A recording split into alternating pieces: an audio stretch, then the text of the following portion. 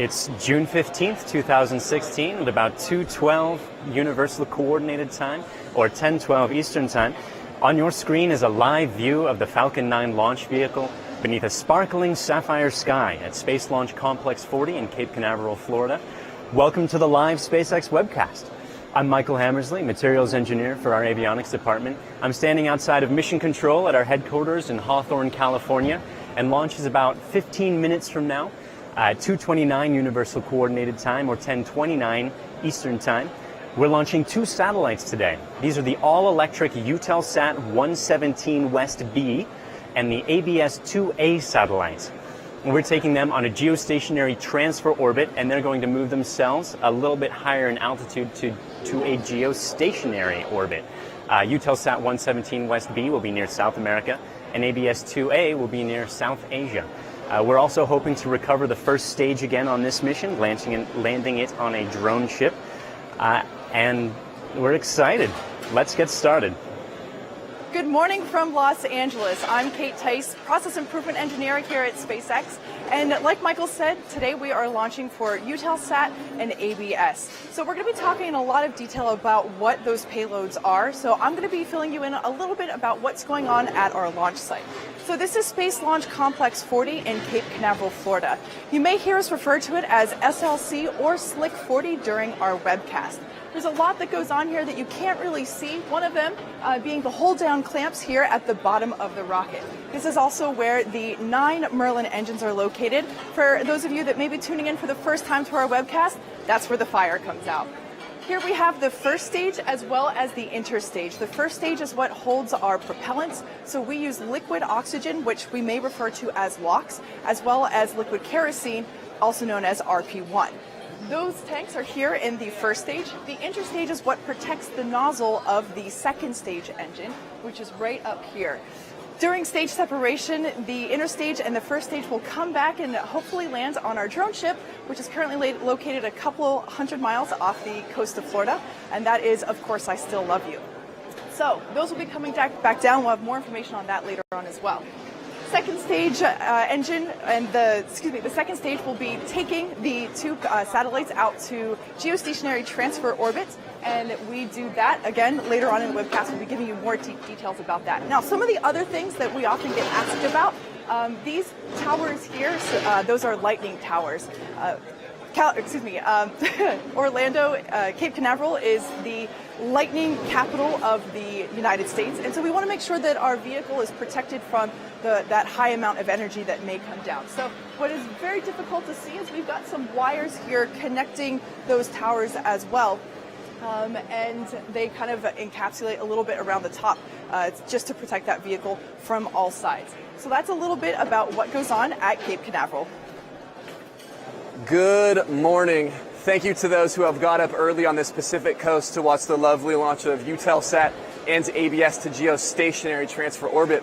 My name is Brian, and I'm one of the automation software engineers here in Hawthorne, California. And today, I want to provide you an overview with two aspects. Number one, the general phasing that most SpaceX launches go through, and then number two, the specific mission for today. So in terms of the general things that we do on launch day, as you just saw on the pad, and as Kate just described, Falcon 9 is essentially two rockets stacked on top of each other. Both of those first lift off from the ground from the propulsion from first stage. At a certain altitude, they separate. First stage then goes back to land, like at the drone ship today, or at the landing zone in other missions, and then second stage continues on to deliver the payload to its desired orbit. That is the primary mission for every single time you see one of these webcasts. It's to get the payload that is sitting within the fairing at the tip of second stage to its intended orbit.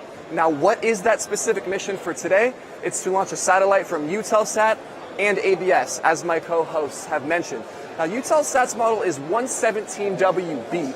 Now, that really stands for the longitude that it's going to, 117 degrees west longitude. This is to provide coverage to the Latin Americas. Remember, geostationary satellites stay above the same regions as Earth rotates. This is Eutelsat 117WB because we launched Eutelsat 117A just 15 months ago.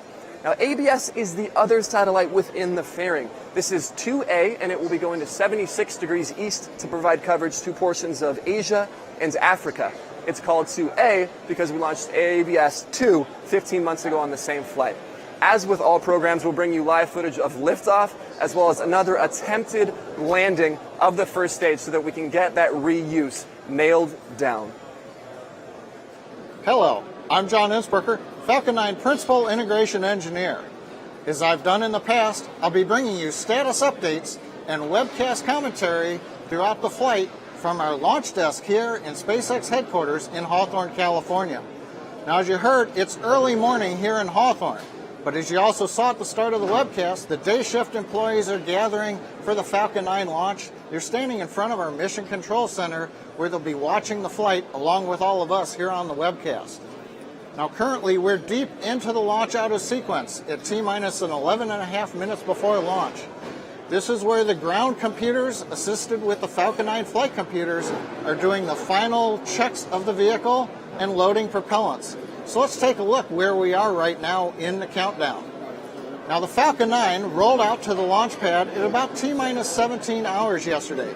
We got out to the pad in plenty of time to allow the spacecraft teams to do spacecraft checkouts. We went vertical, we went through our testing early this morning, and we are currently now loading propellant onto the first and second stage. Now, currently, fuel is already loaded onto the second stage. That is the RP-1 kerosene fuel. And we have just ended loading fuel onto the Falcon 9 first stage. So now we're just down to loading the liquid oxygen onto both the first and the second stages. That's going to continue up until just about the T-minus 2 minute mark. Now, on the spacecraft side, the EutelsAT and the ABS teams, once we got vertical on the pad, they did their checkouts. They've gone from external power to internal power and just verified that they're on internal. All their systems are looking good. The range is ready to support with the tracking and flight safety systems that we need to fly into space today. And the weather's looking good. You can see the blue skies with just some puffy clouds in the background. The upper altitude winds are still looking good. So everything is cooperating right now for a launch in just over 10 minutes. EutelsAT is one of the world's leading satellite operators. They currently have 40 geostationary satellites in their fleet, and Eutelsat 117 West B will be the second next-generation satellite in their Eutelsat Americas fleet. It'll be co-located with 117 West, or Eutelsat 117 West A off the west coast of South America, and this new multi-satellite neighborhood will strengthen the video capacities at that longitude. It will be offering key services to Latin American clients in telecommunications and government services, and it's expected to enter commercial service in the first quarter of 2017. Now, these video services are going to include direct-to-home services, as well as support for digital terrestrial television networks. The satellite has 48 transponders with 4 regional beams covering Mexico, the Caribbean, most of Latin America, and even the tip of Antarctica. It's operating in the Ku band, which is reserved exclusively for satellites. Satellites, if you will recall, communicate with electromagnetic waves, which includes light and radio waves. The Ku band is a portion of that spectrum at 12 to 18 gigahertz, part of the microwave spectrum. And I know you're wondering, your home microwave oven operates at 2.45 gigahertz. Another cool fact is that the hosted payload from Raytheon, it will be hosting a payload from Raytheon that the Federal Aviation Administration, will be using for aviation safety. ABS is one of the world's fastest growing global satellite operators, and they have 6 satellites serving 80% of the world's population. ABS-2A will be co-located with ABS-2 at 75 degrees east near India and Pakistan, serving Africa and the Middle East, Russia, South Asia, and Southeast Asia. It's also equipped with high-performance Ku-band beams. It's part of the same spectrum as the Eutelsat satellite. And this satellite will be offering ABS's customers expansion capacity as well as in-orbit redundancy for growing direct-to-home business. Both satellites are designed for direct-to-home services. The map that you see at the moment is not the satellite's coverage as much as ABS's world coverage. And they're going to be designed for other VSAT operators. VSAT stands for Very Small Aperture Terminal. That means you can point a small satellite dish about the size of a pizza box at the satellite and gain access to the communications network the satellite operator provides.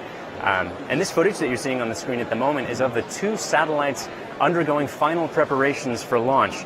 After this step, they get integrated into the fairing, and they are currently standing upright at the launch complex. Man, those solar panels are enormous. Up next, we've got some cool footage of our Texas site, where the rocket undergoes its own preparations. Hello, my name is David Heffley. I'm the site director for the SpaceX Texas Rocket Development Test Facility here in McGregor, Texas.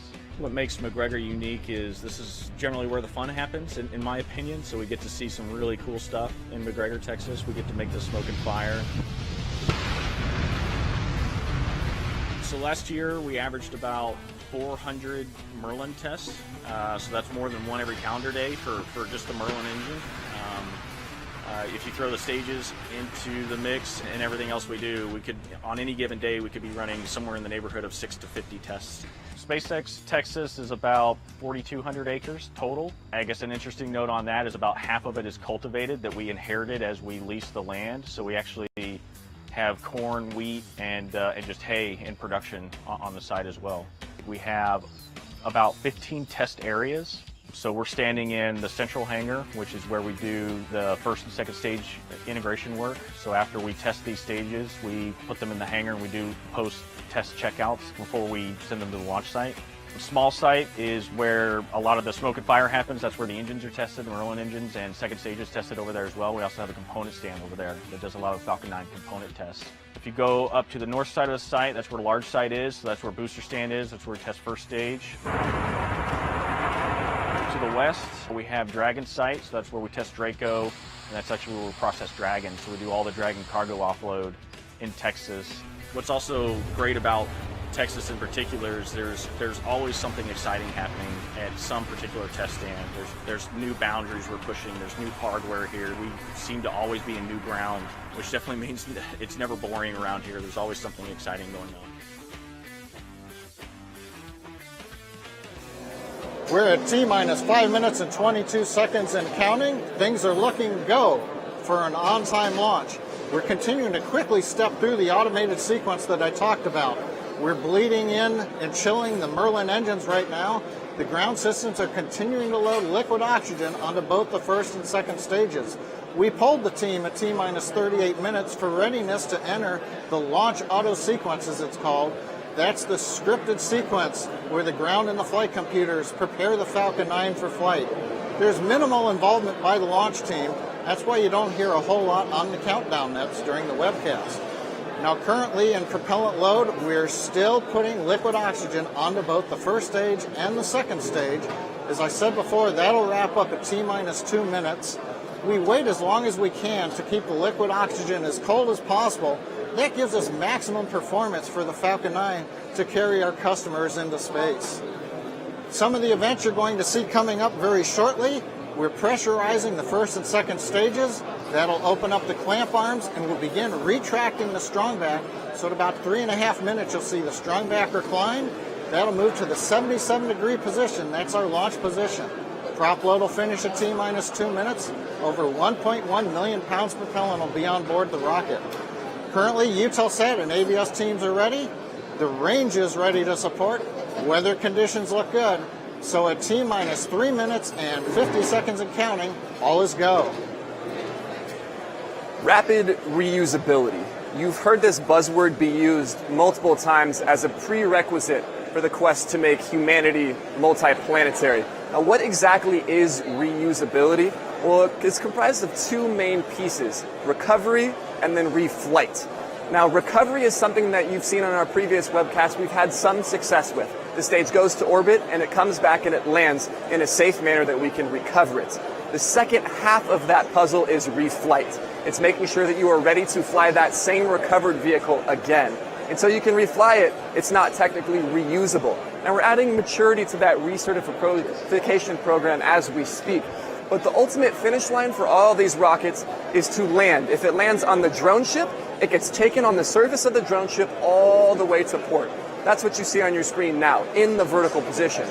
It then gets loaded horizontally onto a truck and taken back to the launch site to be reflown. The exact same thing happens if it lands in a landing zone. It gets put on a truck, as you see, and gets taken to the launch site again. The goal is to return to the launch site, get refueled, retested, and then go back up to space. Now, the refueling is a pretty easy part, but the retesting is hard. We want to make sure that the engines, if you remember seeing behind me, they weren't jostled in flight. Nothing was subjected to extreme heat conditions that would cause it to deform in a certain way. That's where automation is key. We need to be able to ensure that the vehicle flies the second time just as safely and just as nominally as the first time. Now, remember, that is a secondary mission. So as we turn our sights back over to the primary mission, before we refly, we must land, and before we land, we must launch. So let's listen into terminal countdown now. T-minus 2 minutes. Stage 2 lock secured for flight. Initializing locks, ground close up.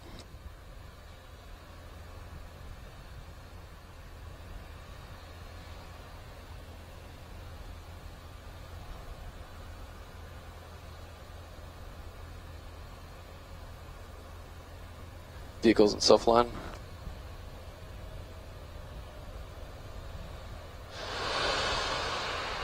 Stage 1, Stage 2, cryo helium secured for flight.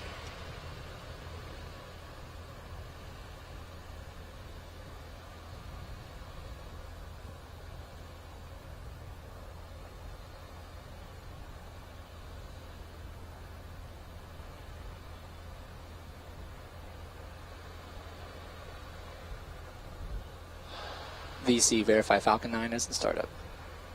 Falcon 9 is in startup. Flight software has control of the vehicle.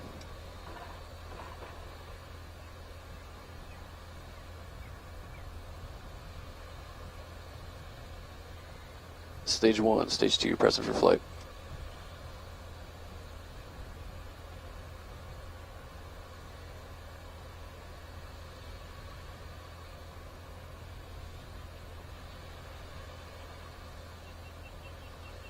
T-minus 30 seconds.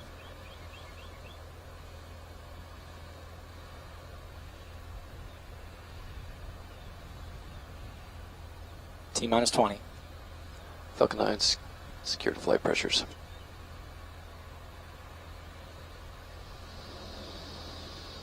T-minus 10, 9, 8, 7, 6, 5, 4, 3, 2, 1, 0.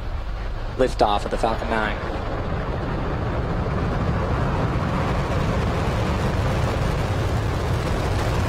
Falcon 9 has cleared the towers. Team moved to section 10.59 to secure the pad. Stage 1 propulsion is nominal.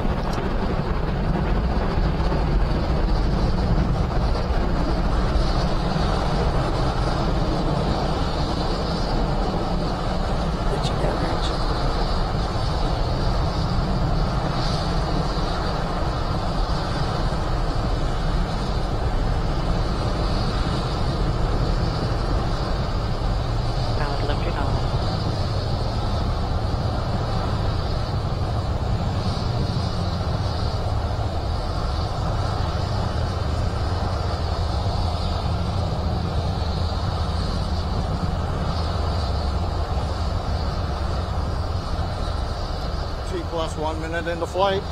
Falcon 9 is heading downrange after lifting off from Space Launch Complex 40 at Cape Canaveral. Currently, the Merlin 1B engines are operating at full power. We're watching the launch from the SpaceX cameras on the ground at Cape Canaveral.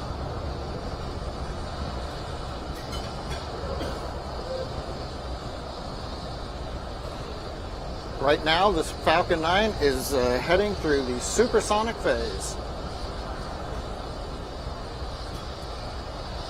It's a little hazy to see on the webcast as we head out into space.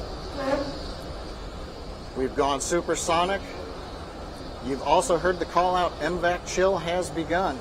Just like we do with the first stage engines, we are now chilling in the turbo pump on the upper stage engine to get it ready for ignition. Coming up just before T plus 3 minutes.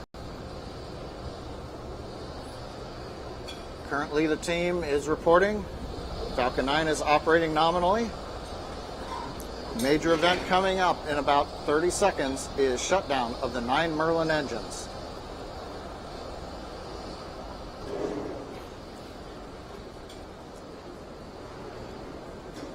Let's listen in for the call out of main engine cutoff.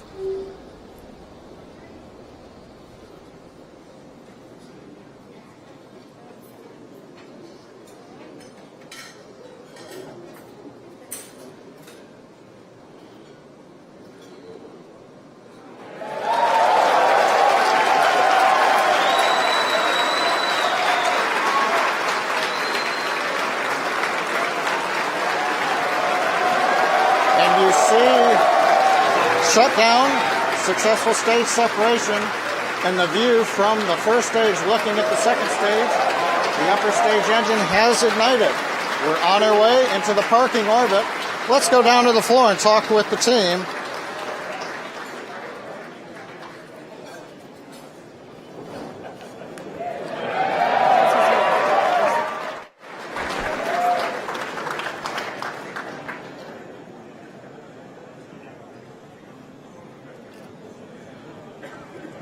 With successful separation of the first and second stage, we now continue on as those two separate stages perform their separate responsibilities. You were just looking at a view of first stage pointed back down towards the Earth. Second stage is continuing on, and we've just had confirmation that the fairings, the encapsulation at the tip of second stage, which holds the satellites, has successfully separated, an important milestone. Breaking the fairing away like that allows the NVAC second stage engine to perform a little more robustly. It's efficiently, right. It's putting more of that force into accelerating the satellite. The fairing is essentially dead weight once it gets out of the atmosphere. It's very important up before that point. Exactly. So the less weight we can have around the payload and on the second stage, the more efficient the vehicle itself will be, and allowing us to use less fuel in order to get it out to the specific place that we're trying to drive these two satellites to. Right. A lot of people don't realize we don't need the fairing anymore. Once we're out in space, the fairing is there to design both protection and aerodynamics of the satellite. When we're going through the atmosphere, that needs to be able to push through air very, very cleanly. Without any air anymore, when we're out in space, we don't need that fairing, and so we let go of it. And while the second stage is continuing to speed up to get into low Earth orbit as the beginning of that geostationary transfer orbit, the first stage is headed back towards the drone ship in the Atlantic Ocean. And you saw a cool shot of the grid fins popped out there. And the grid fins are what's controlling it back through the atmosphere in order to get it to approach the drone ship successfully. There we go. You can see them right there. And those conjoined triangles of success that you see inside of the grid fins are actually just like small airplane wings. They're used to fly the first stage back to the destination of the drone ship that it wants to reach. Yeah, so the grid fins are actually one of the mechanisms that I support in my day job on the manufacturing of those. And the reason why we can't really show them to you in person is because they're really big, right? They're made out of aluminum. And we use about, well, let's see, I'll step in front. So they're about this wide and they're about that long. So they're pretty heavy, they're pretty strong, and they're a lot bigger than what you might anticipate just based on the views that you get from the side of the rocket. Interestingly, they're most useful at hypersonic and at lower velocity speeds. The shape of that sort of crosshatch pattern is such that the shocks that develop from just airflow mean that most of the air around the speed of sound at those sorts of speeds flows around the grid fin, so you actually aren't as efficient in steering the vehicle around the speed of sound. But very high above the speed of sound, you're getting good control, and close to sort of lower in the atmosphere when you're moving slowly, you also have that good control again. And so we're going to transition into the phase where we do the re-entry burn. You'll see these grid fins deploy like little T-Rex arms in a few seconds after the re-entry burn once we're within the atmosphere. Plus 6 minutes and 31 seconds. Everything's looking good as Falcon 9 heads to space. Currently on the trajectory plot, we're headed, as usual, right down the middle of the road between the predicted upper and lower limits projected on the map. We're listening. We've just heard the call out for entry burn startup. This is a 3-burn maneuver that brings the first stage, slows it down to get it ready to come back through the atmosphere. Now, previous flights, we've done a boost back burn. If we were coming back to the Cape, we don't do a boost back burn in this case. We're doing the entry burn. We're waiting to hear the shutdown. And we've got the shutdown. And we'll then listen and wait for the first stage to come back. Meanwhile, the second stage continues to perform nominally as we head into orbit. You can see the glow of the nozzle on the MVAC-D engine. That's our niobium alloy nozzle. That red glow that you see right there on the close-up camera, that indicates temperatures are nominal, a word we like to use here at SpaceX. So at T plus 7 minutes and 42 seconds, everything is go. Okay, so like John I said, the first stage and the inner stage are coming back down. We're waiting for the re-entry burn to begin any moment now.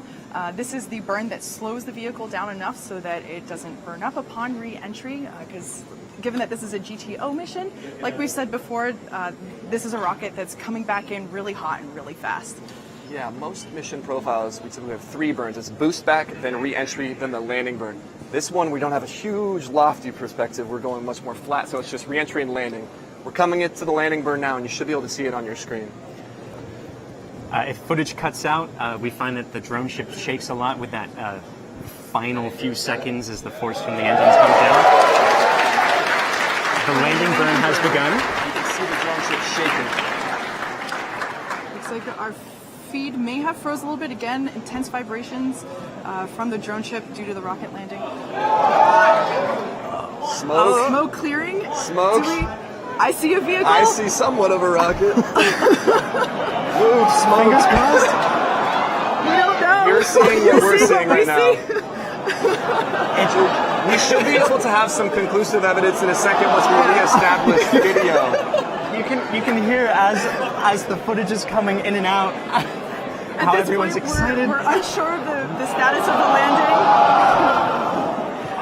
So we'll provide updates when we know if that first stage landed or not. Once the smoke clears and we have confirmation, we'll be able to say yes, it successfully landed, or no, we simply got more experimental data. So we'll return with that in a moment, but now focus back on the primary mission, which is second stage in orbit.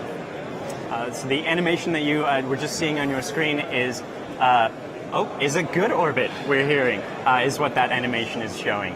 You can see where the second stage is in relation to the Earth and how it's continuing.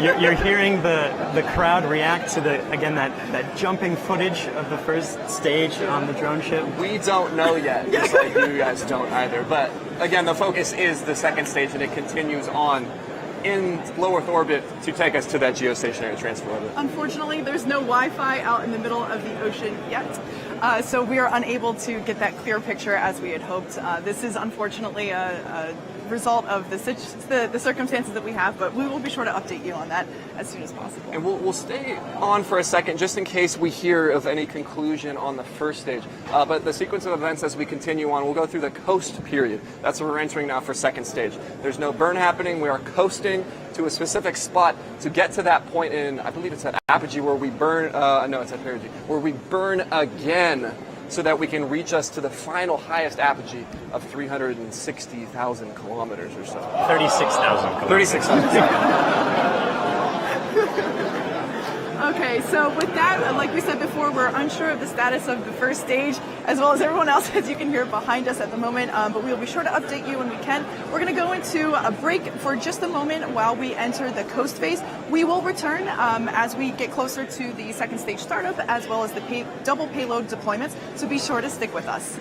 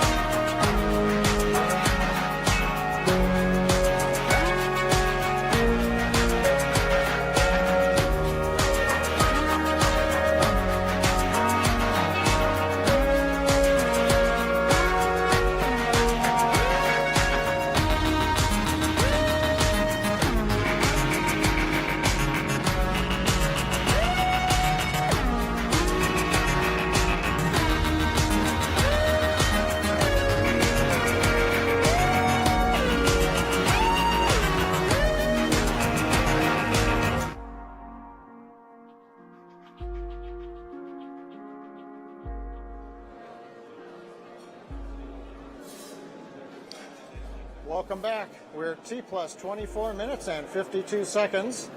We're just beginning to reacquire telemetry from the Falcon 9 as we're beginning to prepare for lighting the upper stage engine. I'll bring you commentary as we go through that. Currently, we are pulsing the settling thrusters on the upper stage. That's helping keep propellant at the back so that it covers the inlets to the turbopump. We've chilled in the upper stage engine's turbopump. We're about, I think, 30 seconds out from ignition.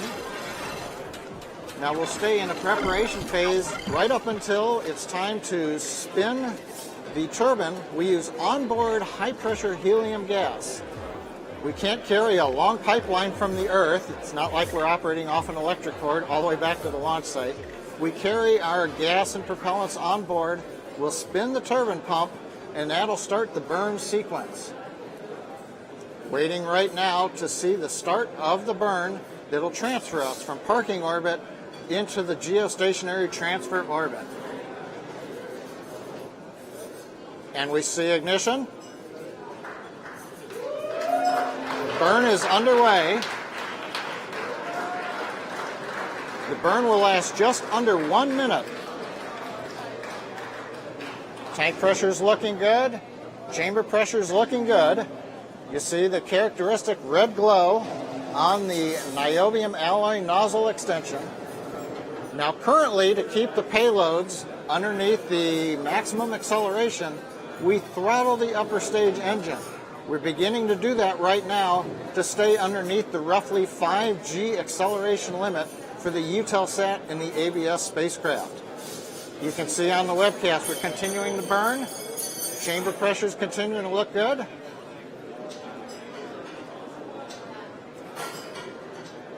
And we're into the shutdown phase. And we have engine shutdown. We'll give a minute here, let the stage settle out. I'll go take a look at the orbit and see how we are.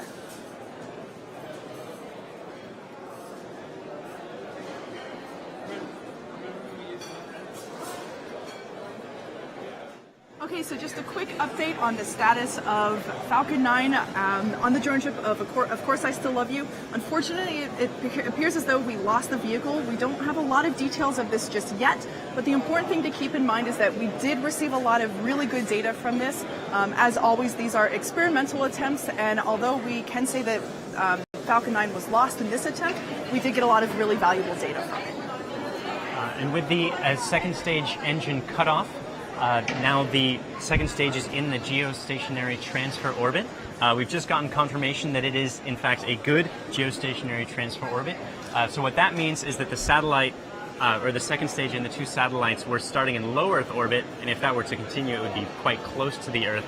The geostationary transfer orbit turns it from a tight circle around the Earth to a big egg shape. And what the satellites are going to do when they eventually get to the top of that orbit is circularize it so that they end up being in that geostationary orbit. Exactly, and with the conclusion, as John mentioned, of the second stage burns, this concludes the SpaceX launch portion of the entire trajectory today, and we transition over to kind of the mission phase. So the two remaining upcoming events are the separation of Eutelsat and ABS. Once deployed, they'll continue on with their mission. Now, regarding the configuration of those two satellites, remember they're sitting inside of the fairing at the top of the second stage. The fairing has been deployed, so now they're exposed to space. The configuration is that ABS is on the bottom, made it directly to the top of second stage, and then Eutelsat is sitting on top of ABS. So there are clamp bands that connect the two satellites together, as well as ABS to the mechanical interface between ABS and the top of the second stage. That clamp band will be released, and there are springs that sit underneath that will sort of push the satellites away from the second stage, and that constitutes the payload deploy, after which then that takes care of most of the mission phase and just sort of confirm that those satellites are in a good position to move themselves up to the geostationary orbit. Now, of course, we don't want to be jolting the satellites in any way, so this push that we're talking about is a very gentle motion. It's more of a release. It's not really just like chucking it out into space. Exactly, and so we're going to come up on our first deployment here in a second. EutelsSat, because it's on top, is going to be deployed first. So it's going to be pushed off, and then about 5 minutes later, ABS will be deployed. Now, once they're deployed, they use their onboard ion thruster systems to do some pretty cool stuff. Yeah, so ionic propulsion is something that's really interesting. It's very different from the typical fire explosive kind of propulsion that you see like with Falcon 9, for example. Ionic propulsion is different because we basically take xenon particles and they get fired through a chamber. The satellite. We're not launching the satellite. Yeah. This is the ABS satellite. Exactly. And the This is the propulsion system systems aboard both of these satellites. And essentially, we take xenon gas and we fire those. The satellites are firing those particles through a chamber, and we should be coming up on satellite deploy in any minute, any second here. Provide you live video. The Eutelsat deploy is when we're going over ground station coverage on the cusp of a few different ground stations. So if we don't have perfect video, that is the reason. But Eutelsat was confirmed to be deployed successfully. So we'll bring you visualization of that as soon as we can, but like Brian said, the video feed is a little tricky at this point. So back to ionic propulsion. So we're basically taking xenon particles, we're firing electrons at those atoms, and by doing so, they become positively charged. This makes them an ion, hence the name ionic propulsion. These ionized particles, atoms, are then going through what is a magnetic grate, essentially. So because they're positively charged, they're going through a grate that one has a negative side, one has a positive side.